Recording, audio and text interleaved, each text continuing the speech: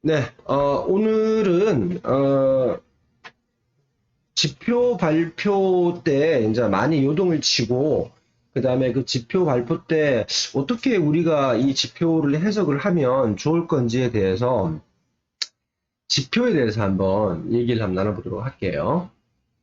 이게, 이게 우리가 헷갈리는 게 뭐냐면, 지표 발표를 할 때, 아니, 이게 긍정으로, 예를 들어 이게 긍정으로 나왔어. 그러면 긍정으로 나왔다고 한다면 상승을 해야 되고, 저게 부정으로 나오게 되면 하락을 해야 되는데, 아니, 이게 도무지 안 맞아. 어떨 때는 이게 긍정으로 나왔다고 생각하는데, 갑자기 밑으로 확 쏟아버리고, 어떨 때는 위로 확 쏟아버린다 이거지. 그럼 그걸 어떻게 이제 해석을 해야 되냐. 이게 그거에 대해서 한번, 좀 이게 짚고 넘어가야 돼요. 그리고 웬만하면 그 지표가 이미 다 알고 있잖아요. 이거는 다 알고 있기 때문에 그 지표가 발표될 그 시간대에는 일단은 진입했던 거 청산을 하고 관망을 하는 게 좋습니다. 일단은 관망을 하고 얘가 이제 방향 잡고 움직인다라고 판단이 되면 그때 이제 이게 다시 매매를 재개를 하는 게 좋아요. 이게 뭐 굉장히 우리가 이제 뭐 중요하게 여기는 원래 행사 있잖아요. 비롱, 비롱. 그 다음에 FOMC. 이런 것들은 막 날라다니잖아요. 날라다니는 것도 뭐 순간적으로 뭐 백튀기 막 순간이동 해버리고 하기 때문에 그럴 때는 좀 순발력이 자기 스스로가 생각해서 난 순발력이 좀 떨어진다. 라고 이제 이게 생각되시는 분들은 애시당초부터 그 타이밍에 이렇게 다 수그러들 때까지는 매매를 안 하시는 게 낫습니다. 매매를 안 하시는 게 나아요. 자, 그러면 지표 얘기를 한번 해볼게요. 그 지표 얘기를 할 때, 여기 이전치, 예상치, 실제치, 이게 굉장히 중요한 겁니다. 요거를 이제 점수에 비교를 해가지고 표현을 할게요. 그럼 이해가 쉬워요. 길동이가 이제 아버지한테 약속을 합니다. 아버지, 제가 평균 점수가 70점이었는데 이번에는 열심히 공부해가지고 제가 90점으로 올리겠습니다. 아버지, 저를 믿고 기다려 주십시오. 그럼 아버지가 흔쾌하겠지. 아니, 우리 길동이가 평상시에는 평균이 70점밖에 안 되는 놈이, 아버지가 이렇게 참, 이게, 응? 아버지를 위해서 우리 길동이가 열심히 공부를 해가지고 90점을 받아온다고 하니 얼마나 대견스럽겠어요. 그러니까 아버지는 괜히 기분이 좋다. 그잖아요. 얼마나 좋겠어. 그래서 그 길동이가 얘기했던 이제 이 70점이 과연 90점이 될까? 그 아버지는 이제 이렇게 설레임에 기다릴 거 아니에요. 빨리 이제 그 시험 어떤 그 성적표가 나오기를 바란다 이거지. 우리 길동이가 진짜 아버지하고 약속했던 대로 90점을 받아올까? 아버지는 기대가 돼. 무지 기대가 돼. 그래서 이제 시험 점수가 딱 나왔어. 80점이 나온 거예요. 80점이. 이때 아버지의 반응은 어떤 반응을 보일까? 아버지의 반응은. 그때 이때 아버지 입장에서 생각을 해봐야 돼요. 70점 받았던 우리 길동이가 열심히 공부를 해가지고 씨 빠지게 공부를 해서 80점을 받아왔으니까 잘했다. 장하다 우리 아들. 이라고 얘기를 할 수 있는 그런 아버지의 마음이 있을 거고, 야 임마 너는 아버지가 약속을 해가지고 90점 이상 받아올 줄 알았는데 어떻게 80점밖에 못 받았나? 엥, 엥 하면서 실망을 할 수도 있다는 거지. 그러면 그때 잘 봐요. 일동이의 기준 점수도 중요하지만 아버지하고 약속을 했던 이것도 중요하잖아. 그러면 길동이의 원래 성적과 아버지하고 약속을 했던 이 성적에 베리에이션, 괴리감이 존재를 하는 거예요. 이 괴리감 때문에 시장에서 어떤 반응을 보이는 거지. 그래서 아버지 입장에서 어이구 70점짜리가 80점 받아왔으니까 잘했다라고 박수를 치면서 띵가띵가 할 수도 있고, 아니 아버지는 네가 90점이라고 얘기를 했지만 나는 점수를 더 받아올 줄 알았다. 그런데 이게 뭐냐? 엥 하면서 실망을 할 수 있다는 거지. 그래서 지표가 발표되고 난 다음에 긍정으로 떴음에도 불구하고 이게 주가는 밑으로 밀려 내려오는 이런 케이스가 있고, 아니 부정으로 나왔는데 또 긍정으로 평가해가지고 올라갈 수 있는 거지. 그러면 이 잣대라는 게 애매모호한 거예요. 애매모호한. 그래서 이 지표가 발표될 때는 이거를 이전치도 중요하고 예상치도 중요하고 그 다음에 실제치, 결과치도 중요하다는 거지. 이거 세 개를 놓고 이제 판단을 해야 됩니다. 자, 그러면 오늘 아까 제조 PMI 한번 볼게요. 제조 PMI 중요합니다. 아, 그리고 이게 볼 때 중요도 별 3개만 보세요. 여기 먼저 해야겠네. 그 지표를 볼 때 다른 분들 보게 되면 별놈의 지표를 다 보죠. 어디 갔어? 아니고 이렇게 와야겠네. 화면 설정이 여기 있다. 여기 보게 되면 뭐 이게 짜질구리한 나라들 막 집어넣고 그 다음에 중요도도 뭐 별 뭐 한 개짜리도 막 보고 그러죠. 이거는 혼란만 가중시킵니다. 이게 이런 식으로 다 깔려 있는데 그럼 이거 다 보고 이게 판단을 할 거냐고. 그 중에 중요한 놈만 놓고 보시면 돼요. 그게 뭐냐면 별이 몇 개? 별이 3개. 딴 거는 보지 마라. 별 3개짜리만 봐도 시장 대응하는데 주요한 포인트들만 짚어서 시장 대응하는데 문제가 없다. 별 하나짜리 가지고 이렇게 자꾸 신경 쓰기 시작하면 매매를 해야 되는데 계속 지표만 보게 되는 그런 우를 범할 수가 있습니다. 그래서 별이 몇 개? 3개. 3개만 보자 이거지. 그러면 오늘 나왔던 이제 지표, 제조 PMI가 좀 중요하거든요. 제조 PMI가 굉장히 중요합니다. 중요해요. 그러면 얘가 지금 별 3개짜리, 중요하니까 별 3개짜리겠죠? 자, 그러면 요걸 한번 뜯어보자고요. 제조 PMI 여기 있다. 아까 이제 길동이하고 아버지의 관계. 자, 길동이의 점수가 몇 점이었어? 평균 점수가 62.1점이었습니다. 아까 제가 발표되기 전에 지금 상태가 괜찮기 때문에 한 63.0까지는 나올지 않을까 싶었는데 63.0이 안 나왔어. 안 나왔어. 그게 또 힌트가 될 수도 있죠. 그래서 길동이의 평균 점수가 얼마였냐면 얘 평상시에 받던 점수가 62.1점이었어요. 그런데 아버지한테 약속을 해. 아버지, 제가 이번에 열심히 공부해가지고 점수 좀 받아올래요. 몇 점 받아올래? 61.5점 받아올래요. 엥? 뭐야? 길동아, 네가 열심히 공부를 했으면 올라가야지. 떨어지면 어떡하냐 이놈의 자식아. 아버지 실망해 실망하네. 실망한다고. 근데 아버지는 알아. 길동이가 아버지한테 차마 말을 못해가지고 점수를 낮게 책정을 했기 때문에 아마 결과 성적표는 얘가 좋게 받아올 것 같아. 그러면 얘가 적어도 한 63.0까지는 받아오지 않을까라고 하는 은근한 뭘 하게 되는 기대를 하게 된다. 기대를. 자, 기대를 했는데 어떻게 나왔어요? 길동이의 평균 점수보다도 높고 아버지한테 약속을 했던 점수보다도 높아. 이 성적표가. 아이고, 여기 아니지. 여기 아니죠. 성적을 몇 점 받아왔냐면 62.6을 받아왔어요. 그런데 아버지 기대는 63점 정도는 받아올 거야. 왜냐? 길동이가 그동안에 계속 열심히 노력했음에도 불구하고 괜히 이제 점수를 많이 받아오겠다고 약속을 아버지한테 하면 길동이가 걱정을 한 나머지 시험을 버릴 수 있다.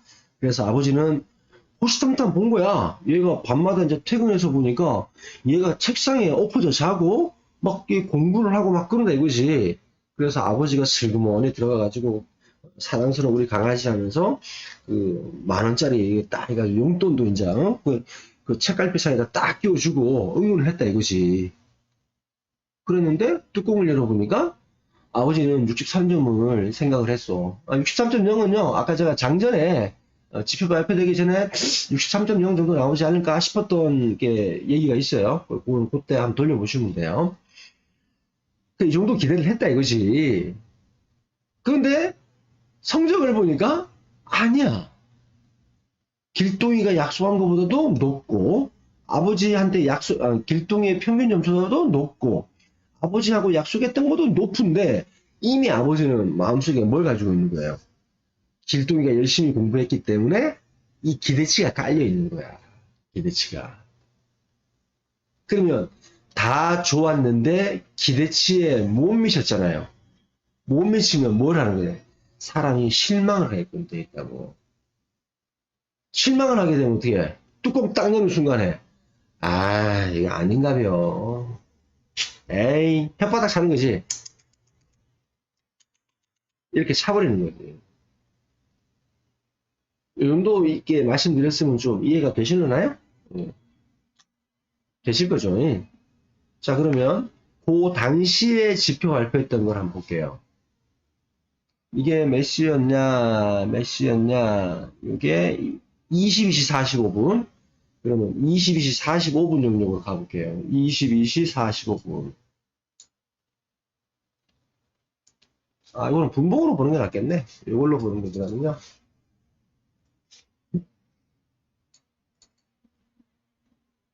(22시 30분) (45분) 그럼 여기네요. 여기 엥? 뭐야, 신호메모리 쏟아졌어. 아니야. 그래도 길동이가 열심히 공부를 했기 때문에 이거는 길동이의 노고를 치하를 해야 돼. 라고 이제 또 생각을 한다 이거지.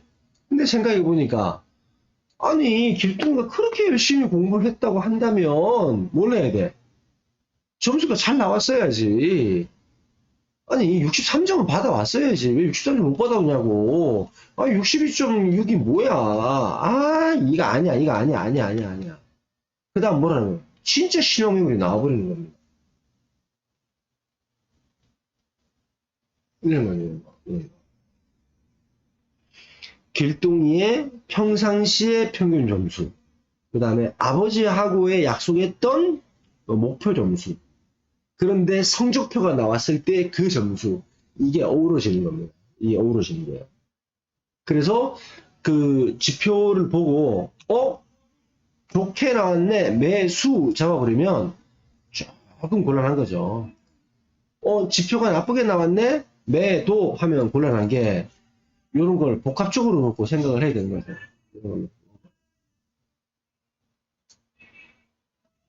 아니 이게 너무 어렵잖아요. 그래서 제가 항상 말씀드리는 게 이어령, 비어령,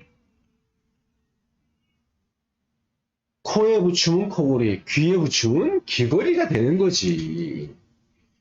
그래서 이거를 이제 딱 발표되는 순간에, 발표되기 전에 어느 정도 나올 것 같다라고 이제 사전에 예측을 하면 좋지 않을까요? 아니 길동이가 약속을 했다고 한다면 요거보다 조금 더 나오지 않을까? 그럼 63점 정도? 그러면 63점의 근거가 뭐냐? 그럼 지나간 걸 봐야겠죠. 지나간 거 이게 딱 자세하게 나옵니다. 아이고.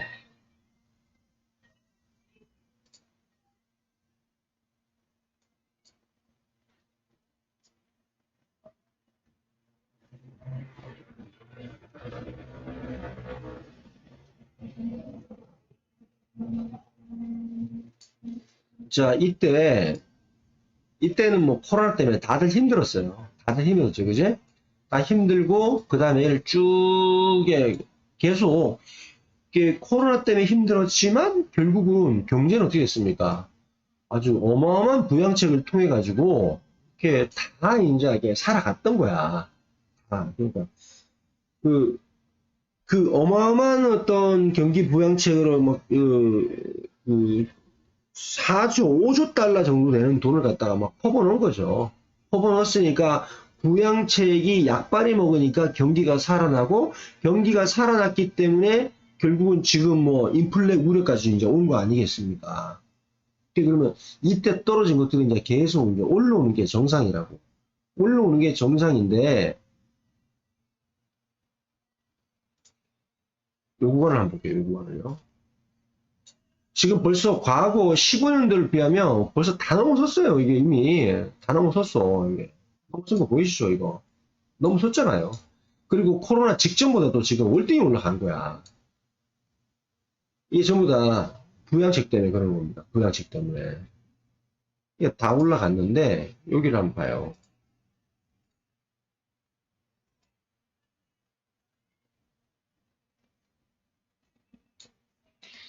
그러면 얘가 지금 예상치가 61.5인데 그 지금 이런 식으로 톡 튀는 놈들이 나오잖아요. 예상보다 실제치가 월등히 앞서는 이런 거, 이런 거, 이런 거. 이런 걸 기대를 하는 거지. 이런 거를. 그러면 여기 요 포인트에서 조금 더 올려가지고 그 위에 63 정도면 되지 않을까? 이런 생각을 해볼 수가 있는 거죠. 그래서 그러면 자 보세요. 그 자기의 평균 점수보다도 높은데 주눅이 들어서 나는 낮게 잡았어. 그런데 얘보다 더 월등히 더 올라가. 그러면 어떻게 돼? 날개를 다는 거죠. 날개를. 이런 것들 이렇게 의외로 자주 나옵니다. 그 아까 했던 길동이의 평균 점수보다 아버지하고 약속했던 이 점수가 더 낮아.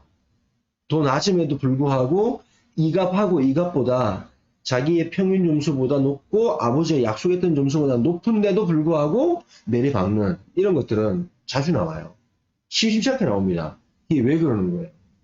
아, 이미 시장은 판단하고 있는 것이 지금 얘가 이전치보다도 낮게 약속을 했지만 더 나올 것이다라고 하는데 기대를 가지고 있는 거지, 기대를. 이 기대를 허물어 버리게 되면 어떻게 되는 거예요? 내려가는 거지. 이해되시나요? 길동이의 점수와 아버지하고의 약속했던 점수, 그리고 실제 점수와의 괴리감, 이런 걸 복합적으로 놓고 보게 되면, 그렇게 딜레마에 안 빠져요. 다시금 정리를 할게요. 지표를 볼 때는, 시답자는, 그것들 보지 말고, 별 몇 개? 별이 3개, 별이 3개짜리만 봐라. 예, 별 3개짜리만 보고 판단을 해도 그러니까 시장의 흐름에 역행하진 않는다. 그 다음에 이제 두 번째는 길동이의 점수, 이전치, 평균 점수죠. 이전치의 값과 그 다음에 예상치, 아버지하고 약속을 했던 점수, 예상치, 그 다음에 실제 받아온 성적표, 이게 실제치, 요거를 한꺼번에 놓고 판단을 해야 됩니다. 한꺼번에 놓고. 한꺼번에 놓고. 그렇게 판단을 해야지만이, 오류를 최대한 줄일 수가 있어요. 오류를. 그렇게 하면 되면, 아니, 지표 좋게 나왔는데 왜 밑으로 가고, 지표 나쁘게 나왔는데 왜 올리냐 이것이, 그런 것들이 어느 정도 해석이 될 수가 있습니다. 그래서 그런 부분들은 맥을 짚어야 돼요. 자, 그러면 또 참고로 오일 한번 볼까요? 오일은, 자, 아직 오일 차트는 제가 안 봤어요. 안 봤는데, 이걸 가지고 오일 차트를 한번 유출을 한번 해볼게요. 유출을 어떻게 해야 되냐면, 자, 길동이의 점수는, 마이너스 7355, 700만 개련, 700만 개련이니까, 마이너스 7.3이라고 할게요. 예, 700만 개련을 이제 얘가 점수를 가지고 있었어. 그런데 아버지하고 약속을 뭘로 했어요? 아버지하고 약속을 마이너스 3.9 300만 400만 갤런으로 약속을 했다 이거지. 근데 실제 점수는, 성적표는,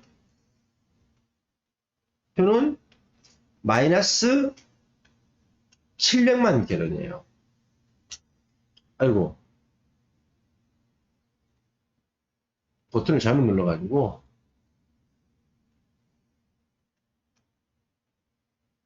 보편적인 성적이 마이너스 700만 갤런, 그 다음에 약속을 한 성적표는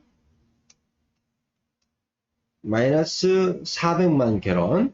그런데 여기에 실제 성적표는 마이너스 700만 갤런. 자, 그러면 이제 해석을 해볼게요. 이렇게 재고량이 감소를 하면 감소를 할수록 어떻게 되는 거예요? 유가는 재고량이 이제 감소를 했어. 재고량이 이제 감소를 했다는 얘기는 유가에 부정적인 그 의미를 전달을 하는 거죠. 예를 들어서 내가 이제 기름 탱크가 이만큼 있어. 100이라고 하는 기름 탱크가 있었는데 100이라고 하는 탱크, 1000, 100이랑 탱크가 있었는데 탱크 안에 집어넣은 게 200밖에 안 돼. 1000이라고 하자. 1000에 200밖에 안 돼. 그러면 많이 줄었잖아요. 그러면 유가가 올라가야 될까 떨어져야 될까? 당연히 유가가 올라가는 거지. 그런데 이게 실제로 보니까 여기보다 기름이 더 남아 돌아. 남아 돌면 어떻게 돼요? 유가는 떨어지는 게 당연한 거라는 거지. 자, 그러면 우리는 여기서 알 수 있어. 요거를 아까 예상치와 결과치에 대한 괴리감, 이런 것들을 생각을 해보고 우리는 유추를 해야 되죠. 얘가 지금 한 이 정도 모자랄 거다, 기름이. 라고 이제 생각을 한 거야. 생각을 했는데, 약속을 했어. 그러니까 이거보다도 더 기름을 비축을 하겠다. 그러니까, 유가를 더 쌓아놓겠다고 얘기를 했겠죠. 유가를 그러니까 기름 비축량을 더 쌓겠다라고 이렇게 약속을 한 거예요. 그런데 뚜껑 열어보니까 어떻게 된 거야? 이거보다도 더 이제 참담한 결과를 불러일으키는 거예요. 그러니까, 약속을 했던 것보다도, 그러니까 성적표보다도 못하고 약속보다도 못했던 거지. 안 좋은 거에 또 불을 지펴버렸잖아요. 그래 되면 결과는 어떻게 나와야 돼요? 그러면 유가는 더 올라가는 쪽으로 방향을 잡아야겠죠. 올라가는 쪽으로. 그런데 지표가 발표되면서 이렇게 막 흔들어 버리잖아요.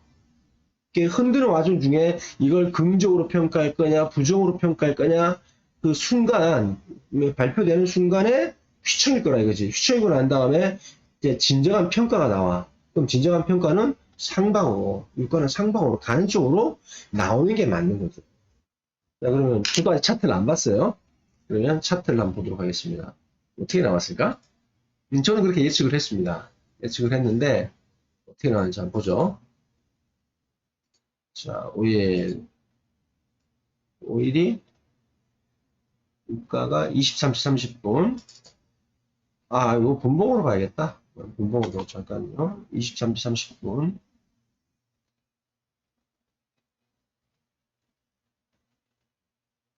분봉으로.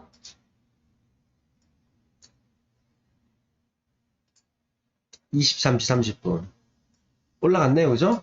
쭉 올라갔어. 근데 이건 뭐야? 밀려 내려왔잖아요. 그러면 올라갈 거라고 상방 배팅을 분명히 했을 거라 이거지. 했는데, 이게 밀려 내려왔어. 참 이게 사람 게 피 말리는 거죠. 그러면, 일시적으로, 이게, 그러니까, 유가 상승의 긍정적인 시그널이라고 생각을 해서 시장은 뭘로 봐야 되는 겁니까? 상방으로 밀어 올린 거지. 발표하자마자. 상방으로 밀어 올렸는데, 시장에서는 또 뭘 생각하는 겁니까? 아니, 그동안 유가가 오른 게 있는데, 너무 비싼 거 아니야? 라는 어떤 심리가 또 작용을 했을 가능성이 있죠. 참 힘들다. 그죠? 그러면 이런 걸 알 수 있어. 자, 성적표, 얘가 평상시에 성적이 있고, 약속을 했던 아버지하고 약속을 했던 게 있다 이거지. 그러니까 기름을 더 비축해 놓겠다고. 기름이 저만큼 모자랐는데 기름을 그보다 덜 모자라게끔 하겠다는 거지. 근데 뚜껑을 열어보니까 기름이 더 모자란 거야. 기름이 더 모자라니까 얘는 무조건 상방 슈팅 나와야 된다 라고 이게 누구나가 다 판단을 했을 거라 이거지. 그럼 이때 뭘 한 겁니까? 상방 슈팅이라고 생각을 하고 매수를 잡았을 거 아닌가 봐. 근데 결과는 밑으로 내려왔어. 그러면 요 구간까지가 뭐가 되는 거예요? 요 구간이 23, 30분. 자, 요 구간이죠. 23, 30분 요 구간. 그러면 요 구간에서 어라? 슈팅이 나와야 되는데 슈팅이 안 나와. 야, 이거 실망 매물이 아닌가 라는 생각을 또 할 수가 있겠죠. 그죠? 만약에 이게 시장에서 받아들이길 얘보다도 얘보다도 지금 얘가 더 이렇게 쌓아놓겠다고 얘기를 했는데 이놈보다 형편없이 떨어졌어. 그럼 이때 날아가야 됩니다. 날아가는 게 정상이다. 날아가야 되는데 안 날아가. 안 날아간다는 얘기는 뭡니까? 다른 어떤 시장의 요인들이 존재하겠죠. 기름이 너무 비싸. 그러면 기름이 비싸면 사람들이 기름을 안 쓸지도 몰라. 이런 생각을 이 짧은 시간에 누군 했을 거 아닌가. 그리고 이 짧은 순간에 그 메이저들은 기회 왔다고 생각을 해서 매도 폭탄을 때려서 이익을 취할 수도 있겠죠. 자, 그러면 여기에서 매도 폭탄을 때렸는데 그럼 이게 무한정 쭉 내려갈 수 있느냐? 아니라는 거죠. 왜?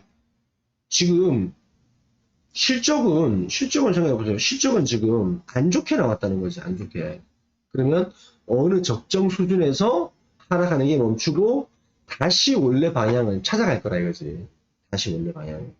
이게 오늘 새벽에 원래 방향을 찾아서 올릴지 아니면 내일 올릴지는 모르겠지만 지금 명확한 건 뭡니까?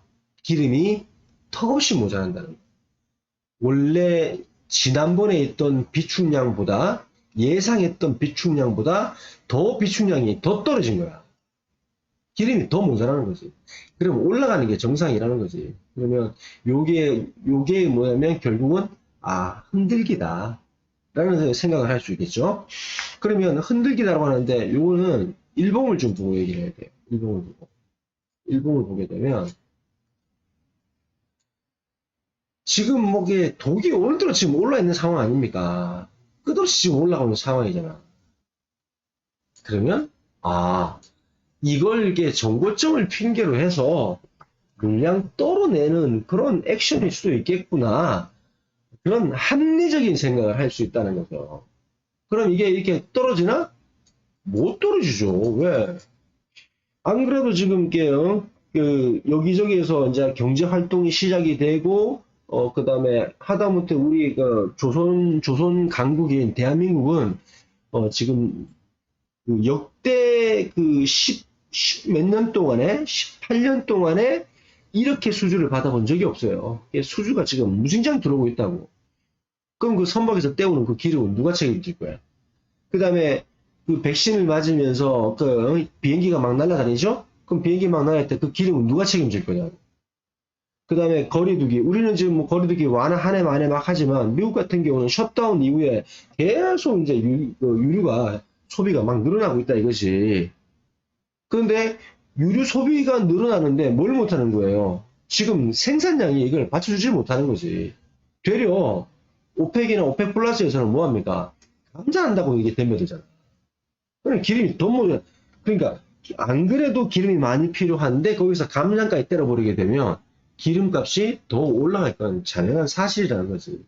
그래서 제가 바라보고 있는 게 월봉상에서 뭘 바라보고 있었습니까? 월봉상에서 요걸 바라봤잖아요. 저고점 충분히 깬다. 저고점 다 왔잖아요. 깬다. 그럼 여기서 뒤로 밀리는 게 정상일까요? 올라가는 게 정상일까요? 올라가는 게 정상이다. 그러면 고로 오늘 그 지표 발표로 인해 가지고 좀 밀리는 건 생각할 수 있잖아. 밀리는 건 메이저들의 장난일 수가 있겠구나. 그럼 쉽게 생각이 간다. 쉽게 판단이 서잖아. 그죠? 그러면 이런 자리에서 적당한 자리 잡고 이게 지금 어디 건지 모르겠네. 이게 단기인지 제가 지금 차트를 다 안 뿌려가지고 이게 지금 단기 파동인지 장기 파동인지 모르겠어요. 그러면 이런 자리들은 또 날로 먹을 수 있는 자리잖아요. 이런 자리들은. 그래서 얘들 장난치고 할 때 이런 자리 잡고 다시 이렇게 걷어 올리는 이런 모습도 이렇게 생각할 수 있잖아요. 예. 지표 발표가 쉬운 건 아닌데 그래도 그 길동이의 점수와 아버지와 약속했던 점수와 실제 성적표를 상호 비교를 해보게 되면 꼭 그렇게 어려운 것만은 아니다. 예, 그리고 지표를 발표를 할 그 당시에 분명한 건 시장이 어떻게 받아들이냐에 따라 가지고 출렁인다 이거지. 그 출렁임을 멈추고 난 다음에 진입을 해도 되고, 또 반대로 나는 그 파도 타기에는 동참을 하려다 라고 한다면 적극적으로 동참을 해도 되는 거죠. 그럼 내가 여기서 끝날 건가? 못 끝나죠. 이거 어떻게 끝나? 그래서 앞으로 그 지표 발표를 할 때는 이런 걸 이제 이슈 삼아서 보시면 돼요. 그러니까 지표가 있을 때, 어떤 지표가 있다고 쳐. 그러면 이 값만 보지 마시고 사전에 이 값을 먼저 보셔야죠. 이 값을 보고 길동의 점수, 평균 점수와 아버지하고 약속했던 점수, 그 다음에 실제 점수. 그러면 이전치에 대해서 얼마큼이 더 올라가는 게 합리적인가, 이런 것들을 이렇게 고려를 하고 지표를 대응을 하게 되면 아무래도 그 실패를 조금은 그 실패를 최소화시킬 수가 있다. 그런데 5일처럼 이렇게 메이저들이 장난을 쳐버리게 되면 그때는 답이 안 나온다. 그래서 그런 것들만 잘 챙겨서 보시게 되면 지표에서 큰 어려움은 없으리라고 봅니다. 혹시 이 강의 영상에 대해서 뭐 궁금하신 사항들이 있으면 제가 이것도 내일 편집해가지고 다시 또 이제 장중 강의로 올려드릴 거거든요. 그래서 장중 강의 보시고 궁금한 사항들은 거기에 댓글로 남겨주시면 제가 또 따로 답변 드리도록 하겠습니다.